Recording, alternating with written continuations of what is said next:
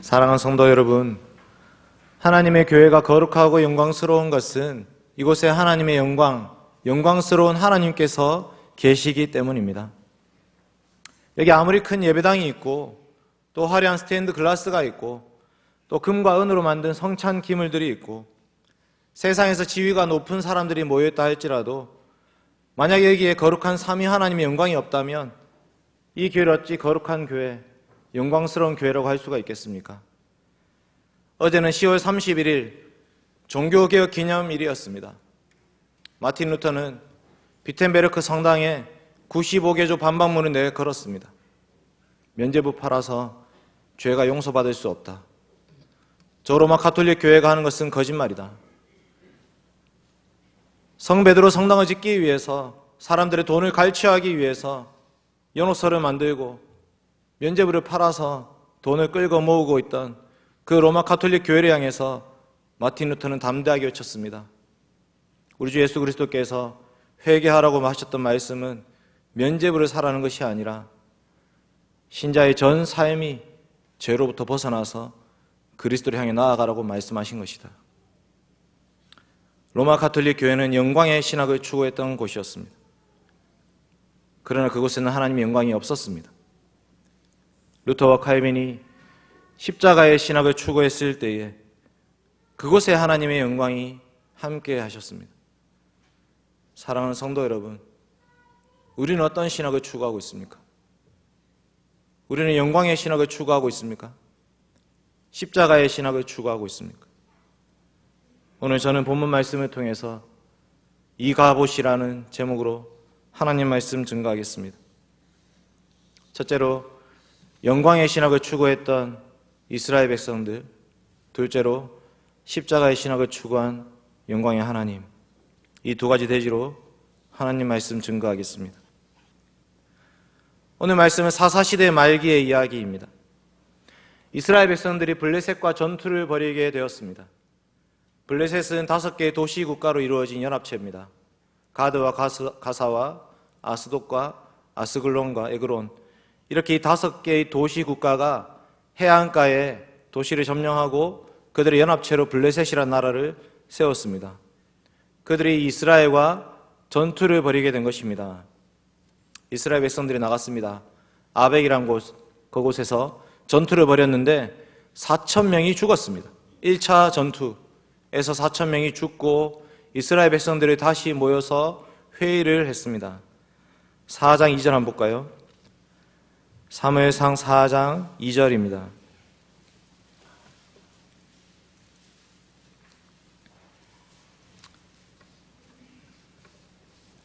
같이 읽겠습니다. 4장 2절 시작. 블레셋 사람들이 이스라엘에 대하여 전열을 벌이니라.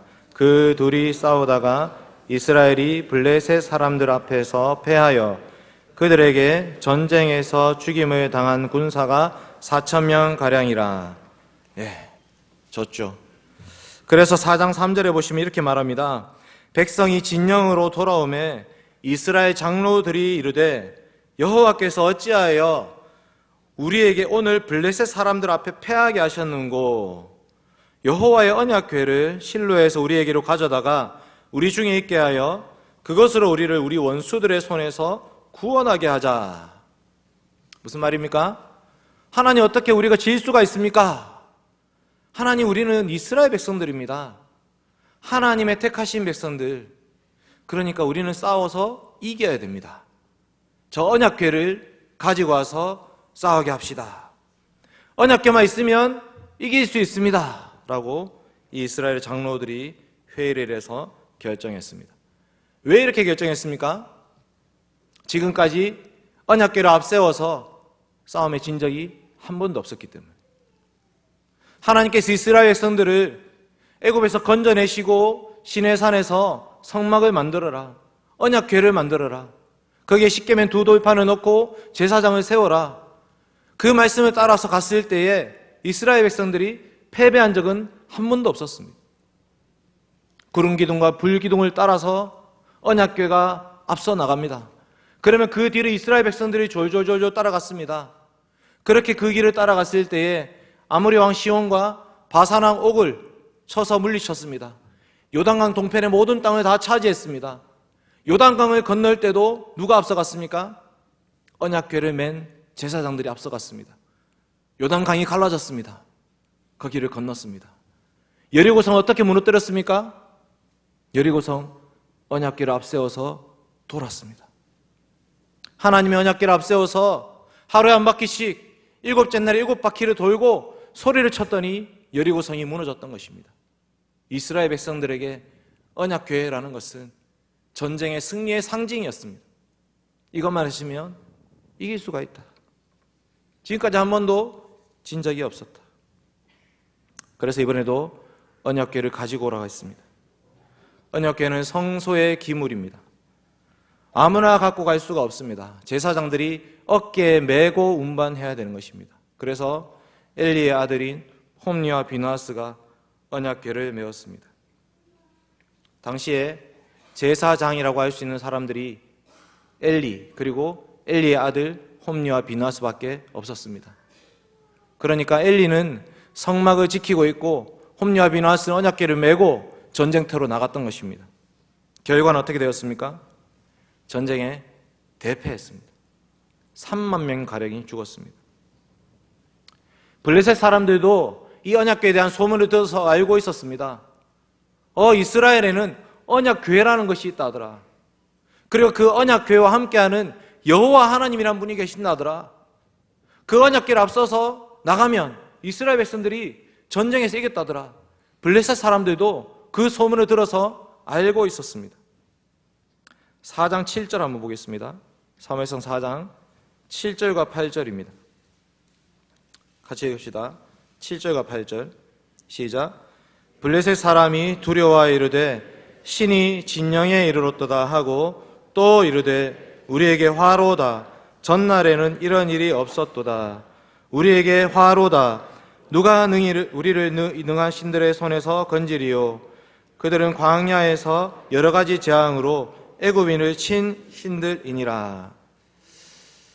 여러분, 이 말씀은 블레셋이 들어서 알고 있던 소문인데 정확하진 않습니다. 왜냐하면 애굽의 신들을 친 적은 없습니다. 애굽에서 나올 때는 언약궤가 없었기 때문입니다. 그런데 언약궤가 상징하는 이스라엘의 하나님 여호와에 대한 소문은 들어서 알고 있었던 것입니다. 저 신은 엄청나게 강력한 신이다. 그런데 블레셋은 거기에 굴복하지 않습니다. 오히려 용기 백배해서 사병들을 독려합니다. 일반 병사들을 독려해서 너희가 대장부가 되어라. 너희가 장군이 되어라. 너희가 장수가 되어라. 우리는 저 히브리 사람들의 종이 될 수 없으니 우리가 저들을 종으로 삼자. 자, 나가자. 3만 명이, 이스라엘 백성들 3만 명이 죽은 것입니다. 혼비백산에서 도망갔습니다. 10절과 11절. 블레셋 사람들이 쳤더니 이스라엘이 패하여 각기 장막으로 도망하였고 살육이 심히 커서 이스라엘 보병에 엎드린 자가 3만 명이었으며, 그 다음이 중요합니다. 11절 같이 읽읍시다. 11절 시작. 하나님의 궤는 빼앗겼고 엘리의 두 아들 홈리와 비나하스는 죽임을 당하였더라. 이것이 오늘 전쟁의 결말입니다. 언약궤를 블레셋에 빼앗겨 버렸습니다. 엘리의 아들 홈리와 비나하스도 죽임을 당했습니다. 하나님이 이스라엘 백성들을 제사장 나라로 삼겠다고, 내가 너희를 특별한 소유로 삼겠다고 그 시내산에서 주셨던 성막의 제일 중요한 물건인 언약궤, 그 안에 있던 십계명 두 돌판, 그것을 뺏긴 것입니다. 이스라엘 정체성이 없어진 것입니다. 그리고 세웠던 제사장 2명도 죽임을 당했습니다. 직분자가 없어집니다. 이 소식을 듣고 엘리가 어떻게 됩니까? 대제사장 엘리도 죽습니다. 의자에서 넘어져서 목이 부러져 죽었다.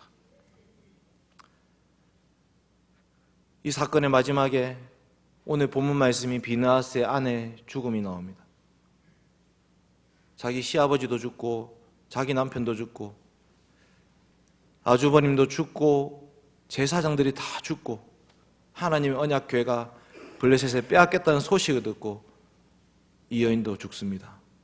그리고 아이를 낳죠. 그 아이의 이름을 이카보드, 하나님의 영광이 어디에 있느냐? 하나님의 영광이 이스라엘에서 떠났다라는 이름으로 이가봇이라는 이름을 짓고 끝나버립니다. 여러분, 이것이 영광의 신학의 결말입니다. 여러분, 영광의 신학이 무엇입니까? 영광의 신학이라는 것은 하나님을 나의 종처럼 부려먹는 것이 영광의 신학입니다. 나의 영광을 위해서, 내 욕심을 위해서, 내가 추구한 어떤 것을 달성하기 위해서 하나님을 이용해 먹는 것. 우리에게는 언약궤가 있다. 우리는 전쟁에서 절대로 지지 않는다. 반드시 승리할 것이다. 우리는 더 큰 나라를 세우게 될 것이다. 우리는 더 큰 업적을 이루게 될 것이다. 우리는 더 높은 곳에 올라가게 될 것이다. 우리는 더 많은 땅을 가지게 될 것이다. 여러분, 이것이 영광의 신학입니다. 사랑하는 성도 여러분, 이 전쟁에서 만약에 이겼으면 어떻게 됐겠습니까? 그때부터 이스라엘 백성들은 항상 언약궤를 내세워서 그 언약궤 들고 나가서 계속 전쟁에서 이기려고 했을 것입니다. 거기에 하나님의 영광이 어디 있습니까? 하나님께 예배드리는 자, 하나님의 말씀에 수종드는 자가 어디 있습니까? 그저 자기의 욕심을 위해서 그 하나님을 이용해 먹는 그대밖에 없는 것입니다. 중세 로마 가톨릭 교회가 그랬습니다. 십자군을 내세워서 예루살렘을 탈환하려고 했습니다. 저 이슬람 제국을 힘으로 제압하려고 했습니다. 그들은 십자가를 내세웠지만 십자가의 방식을 따르지 않았습니다. 중세 로마 가톨릭 교회는 영광의 신학을 추구하다가 망한 것입니다. 예수 믿음을 이용해서 더 큰 예배당 짓고 예수님을 내세워서 자기 지위를 더 높이려고 하고 직분을 돈으로 사고 예수 이름을 팔아서 성도들의 돈을 끌고 모았습니다. 높은 천탑을 세웠습니다. 고딩 양식이라고 하죠. 그 높은 예배당 지어놓고 스테인드 글라스로 화려하게 장식했습니다. 빛이 들어옵니다. 너무나 아름답습니다. 그 빛이 공간을 감싸게 되는 것입니다. 그레고리 찬트라는 것이 있습니다. 미성을 가진 소년, 그 소년이 천상의 목소리로 마치 하늘에서 천사가 노래를 부르듯이 노래를 부릅니다. 라틴어로, 아무도 알 수 없는 언어로 그 노래를 부르겠습니다. 예배의 자리에 앉아있는 사람들이 예배의 의미를 모르면서도 그 예배 시간에 함께하는 것만으로 천국인 것처럼 느껴지도록 그렇게 만들었습니다.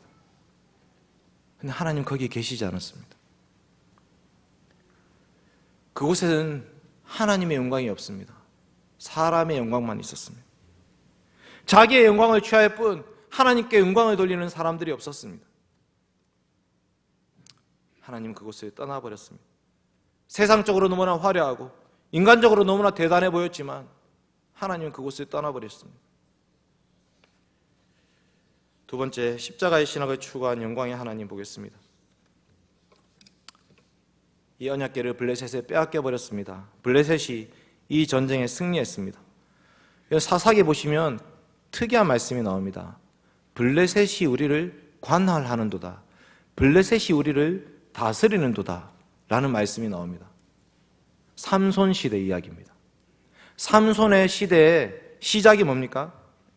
이스라엘 자손이 여호와 목전에 악을 행하였으므로 여호와께서 그들을 40년 동안 블레셋 사람의 손에 넘겨주시니라.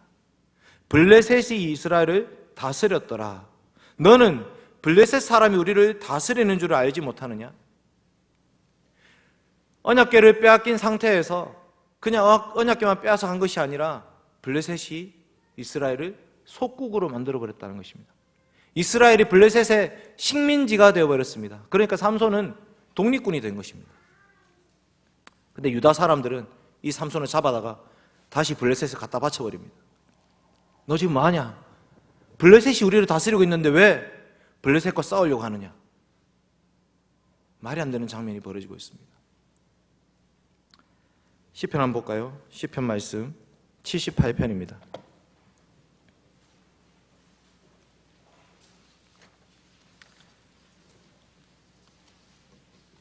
시편 78편 말씀 한번 보겠습니다. 좀 중요한 말씀이기 때문에 찾아서 보도록 하겠습니다. 60절과 61절입니다.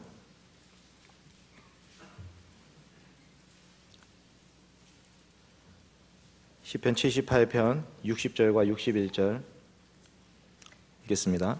시작.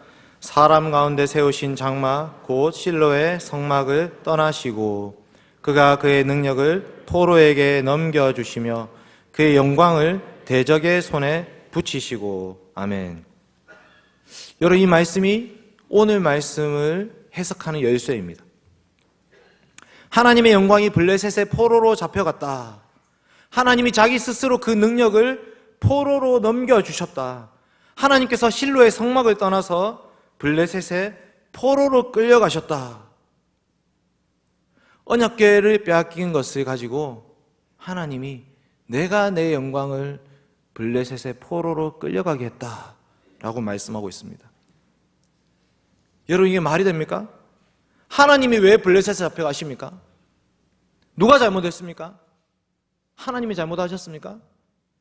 이스라엘 백성들이 지금 하나님이 이용해 먹으려고 하다가 언약궤를 빼앗긴 것인데, 시편에서는 그것을 가지고 뭐라고 말씀하시냐면 내가 포로로 끌려갔구나, 내가 저 블레셋의 포로로 끌려갔구나, 내가 잡혀갔구나, 이렇게 말씀하시는 것입니다.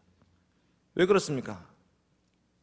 죄는 이스라엘 백성들이 지었는데 왜 포로는 하나님이 끌려가셔야 되는 것입니까? 하나님이 이스라엘 백성들을 너무나도 사랑하시기 때문에, 하나님이 이스라엘 백성들을 너무나도 사랑하셨기 때문에 백성들 대신에 왕이 잡혀간 것입니다. 여러분, 이게 바로 십자가의 신학이라는 것입니다. 십자가의 신학. 하나님이 자기 백성들을 구원하시는 방식이 바로 십자가랍니다. 십자가. 십자가는 저주와 수치와 모욕의 상징이었습니다. 반역한 자, 반란한 자를 그 십자가에 매달아 놓고 사람들이 조롱합니다. 손가락질합니다. 침뱉습니다. 어떻게 이런 방식으로 하나님 우리를 구원하시는가? 세상은 이런 것을 알 수가 없습니다. 도대체 생각할 수가 없습니다. 근데 예수님이 그 길을 걸어가셨던 것입니다. 여러분, 영광의 주 예수 그리스도께서 하늘 보좌 버리시고 낮고 천하의 땅에 내려오셨습니다. 우리가 그의 영광을 보니 아버지의 독생자의 영광이요 은혜와 진리가 충만하더라. 영광의 하나님, 영광의 주 예수 그리스도께서 이 땅에 내려오셨습니다. 마구간에 말구유에 누이셨습니다. 그 예수 그리스도께서 사람들에게 복음을 전파하셨습니다. 오병이의 기적을 베푸셨습니다. 사람들이 막 찾아왔습니다. 와, 예수님, 우리를 구원해 주십시오. 저 로마 제국을 압제를 무너뜨리시고 우리를 독립시켜 주십시오. 우리의 왕이 되어 주십시오. 예수님이 자기를 임금으로 삼으려는 줄 알고 어떻게 하셨습니까? 떠나가셨습니다. 혼자 산으로 떠나가셨습니다. 내 살을 먹고 내 피를 마셔라. 내가 가야 될 길은 십자가의 길이다. 정말로 나를 따라오려거든 내가 갔던 길을 너희도 가야 한다. 나는 섬김을 받기 위해서 온 것이 아니라 도리어 섬기기 위해서 온 것이다. 누구든지 으뜸이 되고자 하는 자는 종이 되어야 하리라. 예수님이 가셨던 길이 십자가의 길입니다. 가시면류관 쓰시고 옷 벗김을 당하시고 침뱉음을 당하시고 수치와 모욕을 홀로 다 짊어지셔서 무엇보다도 하늘 아버지로부터 버림받으셨던 그 길, 그 길이 바로 십자가의 신학, 예수 그리스도의 길이었습니다. 그 길 말고는 자기 백성들을 구원할 수 있는 길이 없었기 때문입니다. 여러분, 오늘 말씀에서 이스라엘 백성들은 자기 영광을 추구하다가 망했습니다. 그러나 예수님은 자기를 버리셨습니다. 자기를 포기하셨습니다. 우리를 위해서 자기를 내어주심으로써 그 하나님께서 영광을 받으신 것입니다. 여러분, 우리는 어떤 길을 가야 됩니까? 우리 교회는 어떤 교회를 추구하고 있습니까? 여러분은 성도로서 어떤 삶을 살려고 하고 있습니까? 예수님은 좁은 문, 좁은 길을 가셨다고 말씀합니다. 좁은 문, 좁은 길, 아무도 가지 않으려는 길입니다.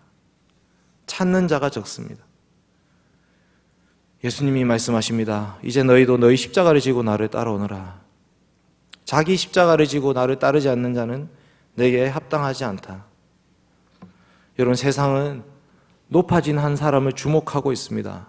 세상의 모든 것을 가진 한 사람, 그 한 사람 바라보면서 우리도 저기를 향해서 가야 되는 거 아니냐, 이런 얘기를 합니다. 그런데 여러분, 우리는 그 한 사람의 죽음을 얼마 전에 보았습니다. 무엇이 남았습니까? 이 세상에서 모든 것을 가진 것 같은 그 한 사람의 죽음, 무엇이 남아 있습니까? 여러분, 부럽습니까? 무엇이 부럽습니까? 여기 땅을 살면서 우리 집이 한 평 더 넓어지면 하나님 영광 받으시는 것입니까? 이 땅을 살면서 우리의 차가 좀 더 좋아지면 그러면 하나님 영광을 받으시는 것입니까? 세상은 끊임없이 우리를 향해서 영광을 추구하라, 너의 영광을 취하라, 너희가 세상에서 인정받아야지 라고 말을 합니다. 그러나 주님이 말씀하십니다. 그 길은 내가 갔던 길이 아니야. 내가 갔던 길은 좁고 길이 협착하고 찾는 자가 적은 길이다. 여러분, 그 십자가의 길이 생명의 길이 된 것입니다. 십자가의 길이 구원의 길이 되었습니다. 이 하나님의 영광이 하나님의 집에 떠난 것처럼 보였지만 다시 이스라엘로 돌아올 때가 있었습니다. 언제 어떻게 돌아왔습니까? 다윗이 하나님의 뜻을 묻고 찾으면서 하나님, 저는 백향목궁에 살고 있는데 하나님의 집은 지금 휘장 가운데 있습니다. 하나님, 제가 하나님 집을 지어드릴게요. 자기를 위해서 하나님이 이용해 먹는 것이 아니라 하나님의 뜻을 묻고 찾으면서 하나님께 기꺼이 순복하며 나아갔던 사람, 그 다윗을 통해서 하나님은 다시 그 집으로 돌아오셨습니다. 여러분, 이 교회는 삼위 하나님께 세우신 교회입니다. 우리 포항대흥교회 하나님이 세우신 교회입니다. 물론 초창기에 수고하고 이 교회를 위해서 헌신하고 희생했던 수많은 성도들, 믿음의 선배들이 계셨습니다. 지금 이 교회당도 또 믿음의 선배들을 통해서 또 이렇게까지 왔습니다. 그러나 교회를 세우시는 분은 하나님이십니다. 하나님이 교회를 세우시고 하나님이 교회를 위해서 자기를 내어주시는 것입니다. 우리가 만약 이 교회를 이용해서 우리의 욕심을 취하려고 한다면 그때 하나님은 교회를 떠나십니다. 여기는 더 이상 내가 있을 곳이 아니다. 그러나 정말 하나님의 영광을 바라보고 소망하면서 하나님의 뜻에 순복하면서 하나님, 어디를 가야 됩니까? 무엇을 해야 됩니까? 하나님 바라시는 삶은 무엇입니까? 라고 물으면서 주님의 길을 따라가려고 할 때에 그곳에 하나님의 영광이 함께 하시는 것입니다. 이제 우리 교회는 담임 목사 청빙을 마무리할 시점에 이르렀습니다. 어떤 목사님 오시면 좋을까요? 저 목사로서 말씀드립니다. 수많은 목사들이 있습니다. 영광의 신학을 추구하는 목사도 많습니다. 잘 살펴보셔야 됩니다. 자기의 영광을 위해서 교회를 이용해 먹는 목사들이 늘어나고 있습니다. 너무나 안타까운 일입니다. 하나님의 영광을 위해서 수종드는 목사를 부르십시오. 하나님께서 이 땅에 하나님의 교회를 세우실 때에 목사를 불러서 교회를 세우게 하시는 것이지, 목사가 자기의 영광을 위해서 교회를 이용해 먹어서는 안 될 것입니다. 우리도 마찬가지입니다. 여러분, 왜 이 교회를 다니십니까? 포항대흥교회를 다닐 이유와 목적이 무엇입니까? 나의 야망을 위해서, 나의 욕심을 위해서 교회를 이용해 먹으려 하지 마십시오. 교회는 그런 곳이 아닙니다. 예수님이 피로 값주고 사신 곳이고 너무나 귀한 곳입니다. 이 거룩한 교회, 하나님의 영광이 떠나서는 안 됩니다. 계속해서 그 하나님께서 영광의 광채를 비추어 주셔야 됩니다. 하나님 말씀을 통해서 그리스도의 십자가를 가르치셔야 됩니다. 저 세상 사람들이 모르는 비밀을 아는 자들이 이곳에 넘쳐나야 됩니다. 그곳에 주님은 함께 하십니다. 우리 교회가 이가봇이 아니라 카보드의 교회가 되기를 소망합니다. 이 카보드, 하나님의 영광이 어디 있느냐? 하나님의 영광이 떠나버렸다. 그런 교회가 아니라, 껍데기만 아름다운 교회가 아니라 정말 이곳에 영광의 하나님이 함께 하셔서 사랑이 있고 진리가 있고 은혜가 있고 복음이 있고 기쁨이 있고 감사가 있고, 그래서 이 교회에 정말 하나님이 함께 하신다고 고백하는 성도들로 가득한 그런 교회가 되어야 되겠습니다. 같이 기도하겠습니다. 아버지 하나님, 감사합니다. 허물과 죄로 죽었던 자들입니다. 아무 쓸모없는 자들입니다. 지난 한 주간의 삶을 돌아봐도 하나님 앞에 죄 지은 것밖에 없고, 십계명 말씀을 읽을 때마다 너무나 두렵고 떨립니다. 주님, 도와주시옵소서. 그런데도 불구하고 우리를 십자가로 구원하여 주셔서 감사드립니다. 하나님의 아들 예수 그리스도의 그 피값으로 우리를 하나님의 자녀로 삼아 주셔서 감사합니다. 하나님, 이곳에 모인 백성들에게 하나님의 영광이 깃들게 하여 주시옵소서. 영광의 하나님 바라보게 하여 주시옵소서. 하나님, 우리를 하나님의 거룩한 백성으로 삼아 주시옵소서. 하나님, 이곳을 떠나지 마시옵소서. 하나님, 죄 있는 자들이 하나님 우리를 위해서 하나님 이용해 먹지 않도록 도와주시옵소서. 중세 로마 가톨릭 교회가 망했던 그 길을 가지 않게 하여 주시옵소서. 예수님이 가셨던 그 빈들, 낮고 천한 자들, 세리와 창기를 찾아야 했던 예수님의 길을 저희도 따라가게 하여 주시옵소서. 그래서 우리들이 가는 곳마다 복음이 전파되게 하시고 복음이 흘러가게 하시고 오직 하나님 영광만 드러나게 하여 주시옵소서. 감사드리며 예수님의 이름으로 기도드립니다. 아멘.